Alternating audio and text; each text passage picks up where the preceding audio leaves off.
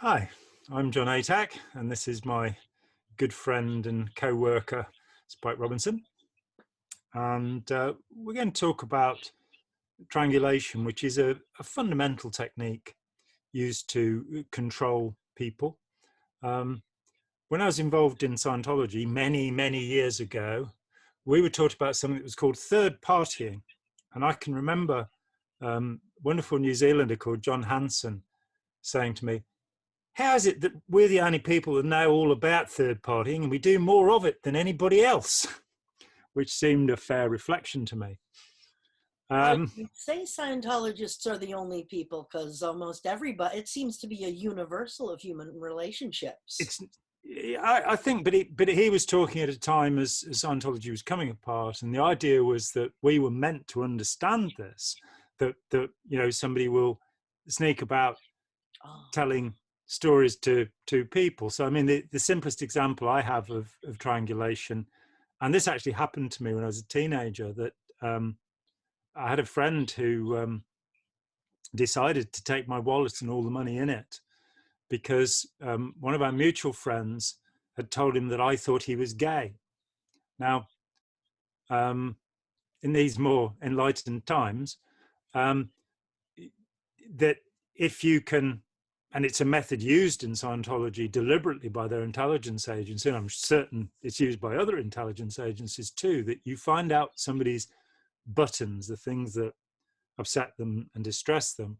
And if somebody is homophobic, then saying that one of their friends is gay or thinks they're gay can you what you want is to find something that they won't go and talk to the person about, so that you can you know create this triangle where you're setting people against each other by mhm. smearing them, or indeed by saying something that really shouldn't be considered a smear, like the suggestion that somebody is gay. Who cares? I couldn't care less. Um, but using that to tar somebody's name, to make somebody unwilling to communicate, and that's fundamentally what triangulation is.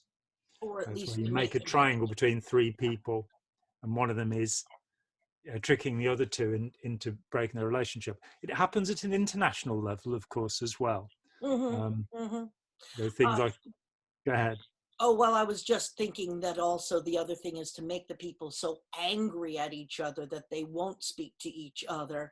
I was actually thinking of one of my favorite shows, Arrested Development, where the mother is pitting a brother and a sister against each other by saying that this guy said, "Oh, he called you a loaf at home mother."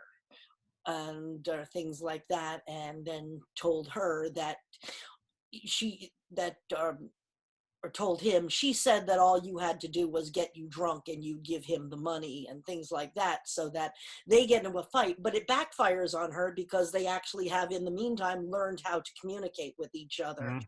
And as soon as they hear each other's stories, they go, "Mom."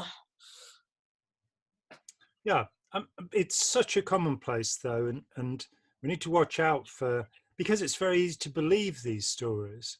And so if somebody comes to you and says something nasty about one of your friends, you really have to pluck up courage and sort out, how to find out whether there is any truth in this, and Mhm. then turn the spotlight onto the person who actually is telling the tales, because it's a method of manipulation.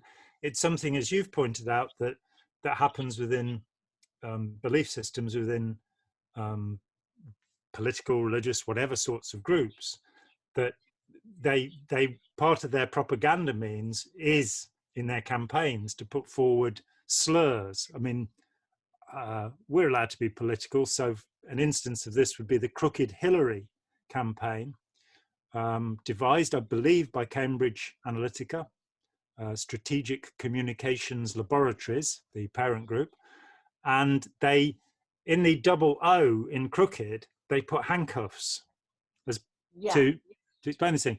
And I remember a friend of mine telling me in the run up to the election that he could prove that Hillary Clinton had been an accessory to 14 murders. He could prove it. He had the evidence. And the evidence came from the Trump campaign. And 2 days after Donald Trump was elected, he was asked, was he going to put forward a special prosecutor after all of these incredible allegations have been made? And his response, and I will never forget his response, was, the Clintons are good people.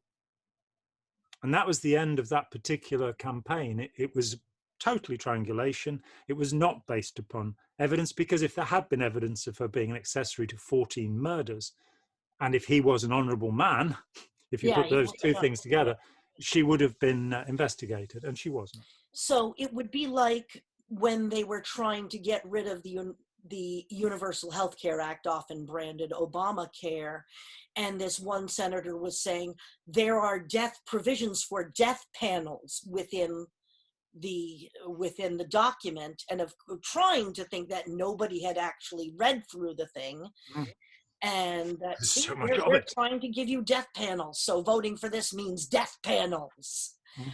And also, well, that was one of my things, because I don't even remember which senator it was, but he was being confronted by a bunch of people who had, in fact, read the whole packet, and they said, it isn't in there. And he just went, now, children. But that's not triangulation, that's put down. Mm. However, I did also want to say that also in belief system is anytime somebody says, well, God says this, it's in this book. Mm. That's, to me, the grandest form of triangulation, where you say that this being that, I have, trying to put themselves in between Mm. that. But Well, I didn't want to go to this place, I but know, heck, and I'm sorry. I'm going to go there because we've started, so I might as well finish. I some years ago, I was with my friend Bonnie Woods, and I'd given a talk in an Anglican Christian church, and Bonnie is a committed and convinced Christian, and she was explaining to the vicar that she preferred the King James Bible, and he lost his temper with her immediately and said, the Bible is the received word of God, and so you're looking at a poor translation with King James. How can you do that? I was first of all concerned about his bad temper, because I don't have much respect for bad tempered people. In fact, I don't have any. But there was this idea, the received word of God, and it was sort of who'd received it. Now, this man was a scholar. He had a degree in jurisprudence, or law as we call it, from Oxford, and that he was suggesting that somehow this book had been received. Now, it doesn't even claim that. yeah, That when you look at it, there are things that Jesus said and that are attributed to Jesus, but there are also things attributed to all sorts of other people. So, for example, there is no place where Jesus says that he is the Son of God. He does say the Father and I are one in the Gospel of John, but that's not quite the same thing. That, the statement that he is the Son of God is made by John the Baptist. And so it's not the received word of God, it's the human interpretation. In fact, God speaks very infrequently in the Old Testament. He gives the 10 Commandments and and says, I am that I Moses, am. comes down from the mount saying that he'd gotten. Yeah. How do we know that he didn't have a chisel on him? And that's probably it. Curiously, you're going to get in trouble. Oh, I'm That's, burning in hell. you've offended people of three religions there. Curiously, Jesus himself says, when offered news of John the Baptist's death, that he doesn't believe the words of men. And so finding this position where, what is it that has actually emanated from God, and how are we to know whether it's true? Now, here's a curiosity, because the vicar who had the degree in jurisprudence from Oxford was taking I think it was a doctoral degree, or it may have been a master's degree, in working out whether what you heard was the voice of God or the voice of the devil. And he told me that he'd given up because it was impossible to work it out. So there is a fair paradox there as to where this comes from. I would say with Eric Fromm, who was an atheist, that if you believe in a God who has care, respect, knowledge, and responsibility, then that's okay. But if you believe in a God who tells you to go out and hurt people and harm other human beings, then that's that's not a good idea, and you or are to, or to in a hate triangular yourself, relationship. or to hate yourself, or to debase yourself, or that you can't do this, or that you can't, I should not be wearing pants because somebody said that I shouldn't be wearing pants. And we are going to have to explain to our British viewers that Oh, by I'm pants sorry. trousers. I'm much more concerned that I'm actually wearing a black t-shirt with navy blue bottoms. That's, yeah, I know. Oh, oh Thank no. God we can't see your pants. What can I say? Any case, but also, is it Randy Marsh who says, this is, oh no, it's the priest in South Park. This is a book of stories. And as Joseph Campbell said, mythology should be treated not as history, but as psychology. Yeah. And in those ways, it's a disagreement that I have with the new atheists, that they want to throw everything away, where in fact there is some tremendously good advice to be found in these books, whether you believe in God or not. Mm-hmm. But Mm-hmm. the Especially fundamental, who to stone. I'm sorry? Especially who to stone. Yes, or who to get stoned with. Bob Dylan being a primary candidate for that. But getting back to the personal ones, I remember that very clearly because, of course, I was a teenage girl once upon a time back in the Stone Ages. And It was the Bronze Age, wasn't it? I don't know. It was definitely Certainly not pre-internet. the Stone Age.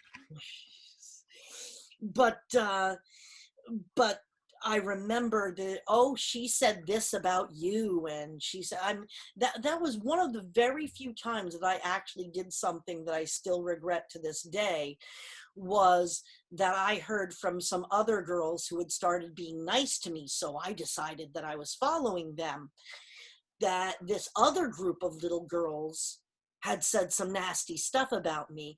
And we were at Girl Scout camp, and there were these buildings called lean-tos, which are like open on one side and then a shelter Yeah. with a little roof slanting upwards. But if you go around the back, there's a little gap between the back wall and the roof that you can go and put things in. So I went and I got handfuls of leaves and mud and shoved them through so that they landed on people's. And that's probably one of the worst things I've ever done in my life. You're a horrible person. I am a horrible person. And in retaliation, they put a newt in my bed. I adopted it and called it George. George the Newt. Mm-hmm. Yeah, we had a Lord Mayor of London called Ken Livingstone, who was famous for keeping newts, and Cute I little found thing. some in my garden pond. They're very beautiful creatures, Oh, yeah. and of course they eat the frogs, Are So we talking about the same critters? Because mine are like tiny little orange things with red dots. I mean, about no bigger than that. yeah, we are. So they wouldn't They eat frogs. eat tadpoles. They eat frog tadpoles, Oh, tadpoles. Okay, fair enough. and little mini frogs if they can get them.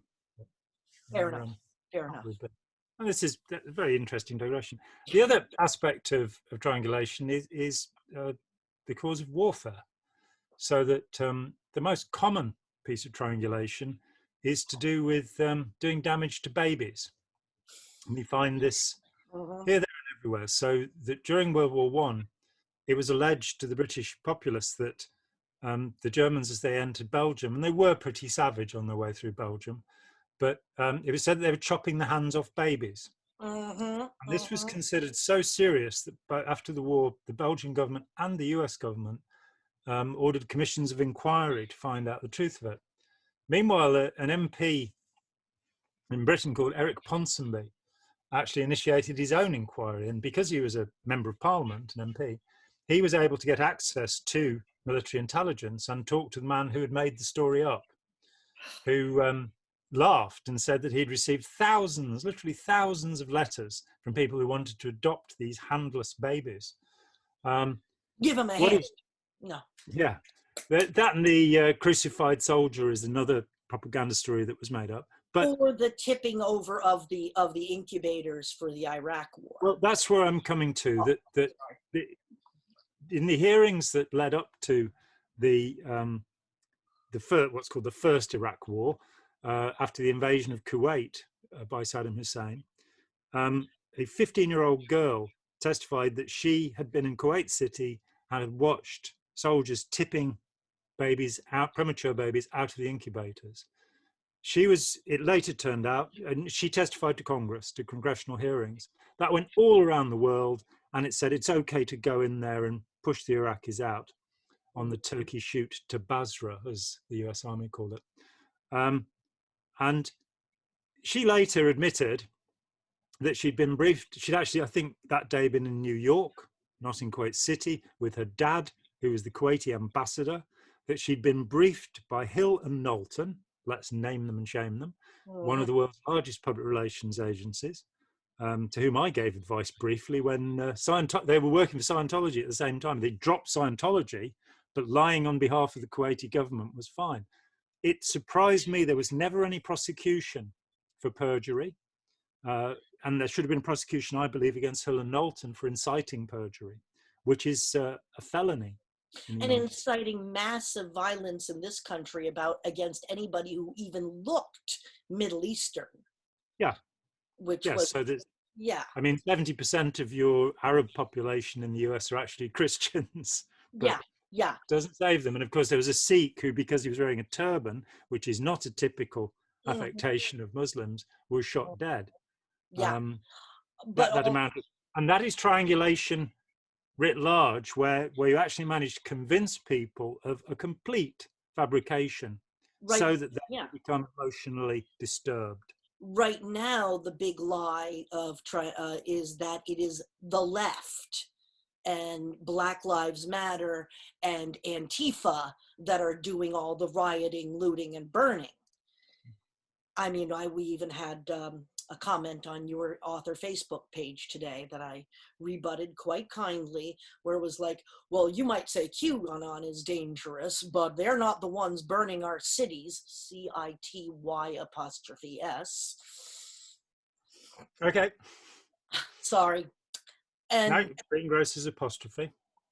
but that even worse than the apostrophe was, of course, the idea that it's somehow the left and that only people of color are rioting and only people who are of a certain political persuasion are rioting. It's rioting, as I understand it, is and looting is it's a non-political activity. It's individuals acting as individuals taking advantage of a bad situation and acting very badly. I don't condone rioting or looting, but it's not just one political party or just one race doing it.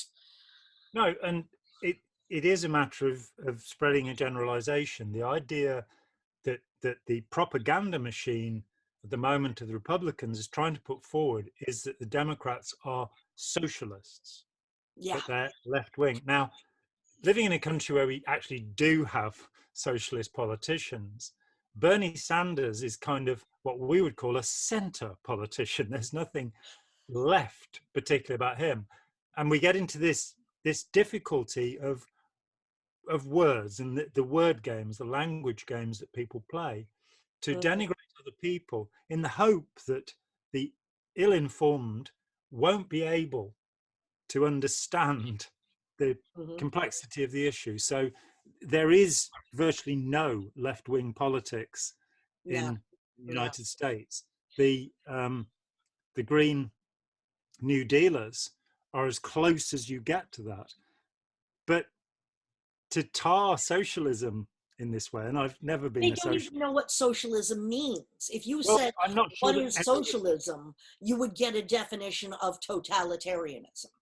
Yeah, and to some extent that is correct. That when you go to the position where if socialism means that the state controls everything, that is a form of totalitarianism, and I'm against it.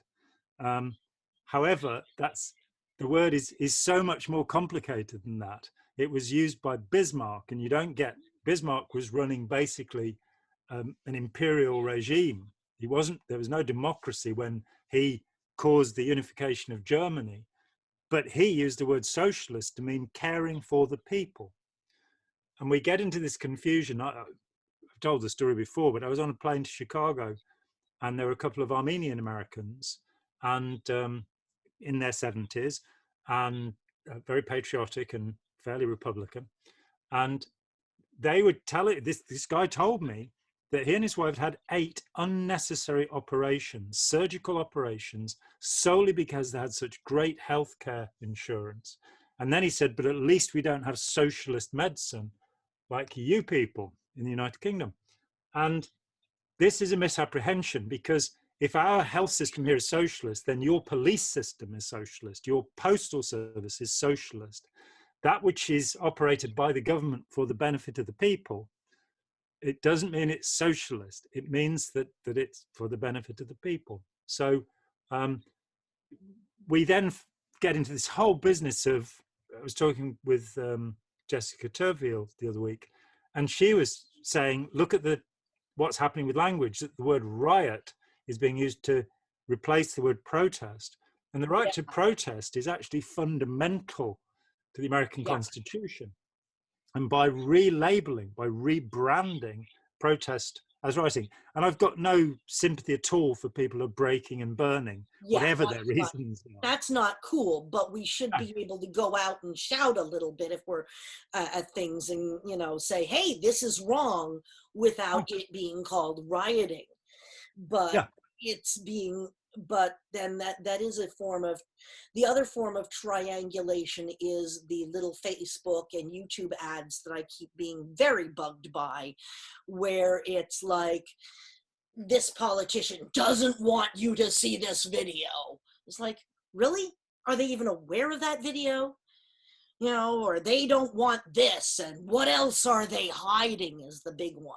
What are they hiding from us? Let's balance this out and have a crack at the Democrat president, Lyndon Baines Johnson, who oh yeah. in his campaign, possibly the greatest civil rights president, possibly the greatest civil rights president of all time, by accident. Yeah. But he also, in his campaign, shows the famous campaign stuff of the little girl pulling the petals from the flower, and then the mushroom cloud, and then the quote from W.H. Auden, we must love one another or die. And this suggestion that if you voted Republican, then you'd be, now here's the guy who massively escalated the Vietnam War. I mean, certainly it was, Truman was already there at the beginning. Every president, as the Ellsberg papers showed, every president, including Kennedy, was involved in making it worse. But when Kennedy died, there were 3,000 military advisors in Vietnam. At peak, I think Johnson had over 400,000 US troops as military advisors in Vietnam. So this triangulation, this notion of saying, the other side will do these awful things, it's political fair game. It's being played on both on sides. all sides. And it's wrong. I mean, I think Barack Obama tried to not play that game, and his courtesy basically lost him the match, where he should have stood up. For example, after the torture report, he should have published that, and he should have sacked the dreadful criminals that initiated the so-called waterboarding program. They weren't waterboarding people. Waterboarding is where you wet a towel over somebody's face. They were pouring water into people's lungs. That's called drowning. Yeah. And the 2 guys who initiated that program, who I'm told were, what was it? They were Mormons or something weird. They had some. They actually, and one of them had a PhD in family therapy, and they had absolutely nothing to go on, and they actually had immunity. They'd been granted immunity. So, and of course, doing any of the presidents, I'm afraid.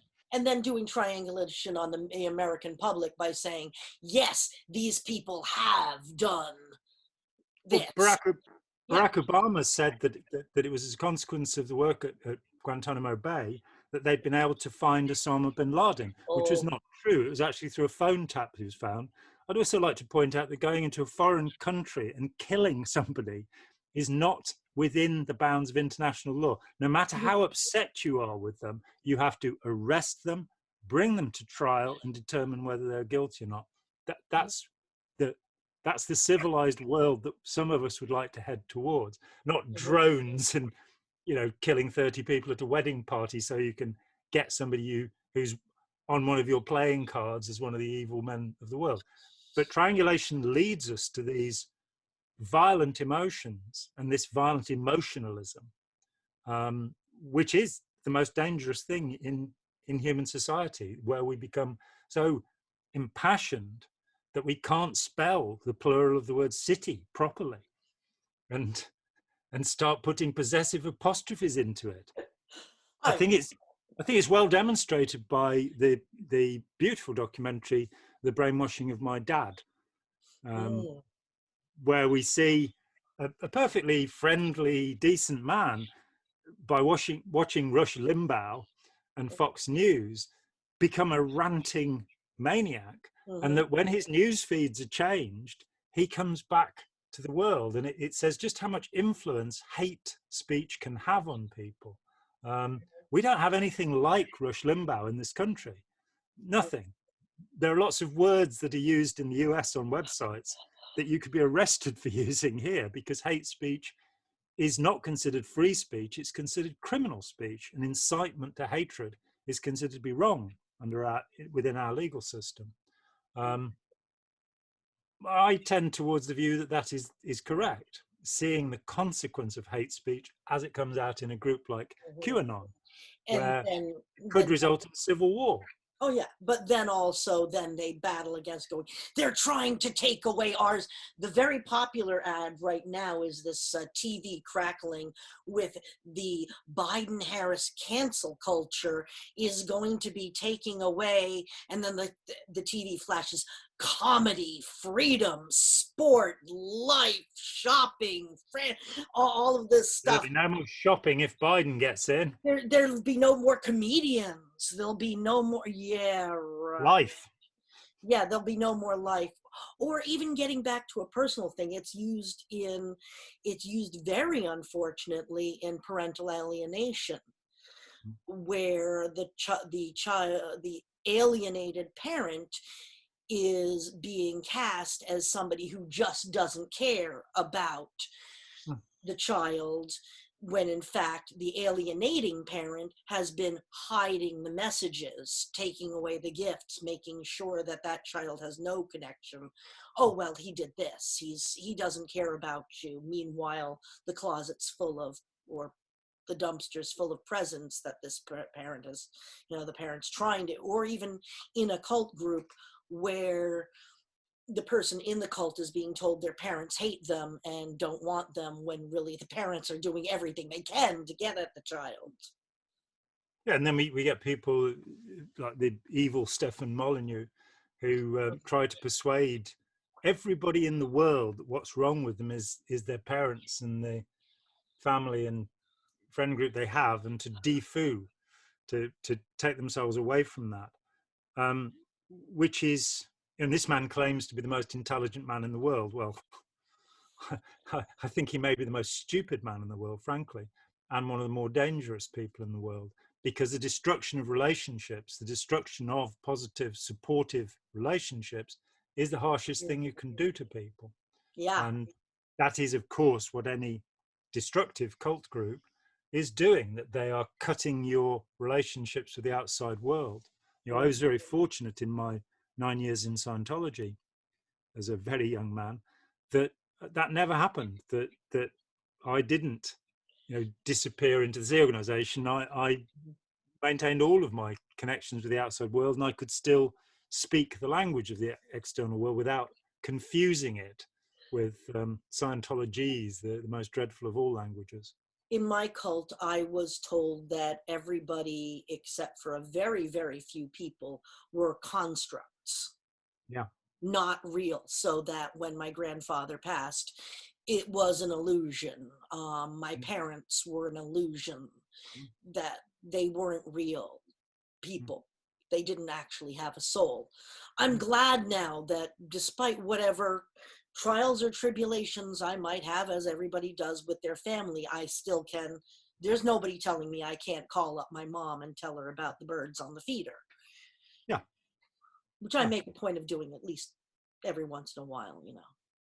Every once in a while, systematically. Yes, I make sure to do it because, there's a cute bird on the feeder. She wants to hear about it. She does. I Yeah. know. She told me. Um, Oh, she okay. did she? Oh yeah, she's always telling me things about you. Okay, I think we've covered the basic ground and made a lot of fairly irrelevant statements around the Oh, edges of well, that's par for that, the course, isn't it? which have put us in a position where Democrats and Republicans, Christians, atheists, Muslims, Jews, Aboriginal Australians will all loathe and detest us, and probably tell everybody else to do the same. Mhm. At some point, we'll have a look through the points of the Institute for Propaganda Analysis, which explain the finer detail of triangulation. But I think for the moment, unless there's something you'd like to say, Is my needle floating? I'm, oh well, yes. This is I did crack that with Tony Ortega. It seemed as he had never been a Scientologist to say, "Is there anything you'd like to say or ask before I end this session?" It seemed like a good idea. And yes, your needle is floating. Oh, good. Um, yes. So I'm John Atack, and this is Spike Robinson, and we will see you again very soon if you're good. Hi, John here. Thanks for watching. We'd appreciate it very much if you would click like, as well as subscribe, and click the bell for notifications. Every dollar helps, and we welcome new patrons on Patreon, or you can make a one-off payment with any currency through PayPal. Thanks so much.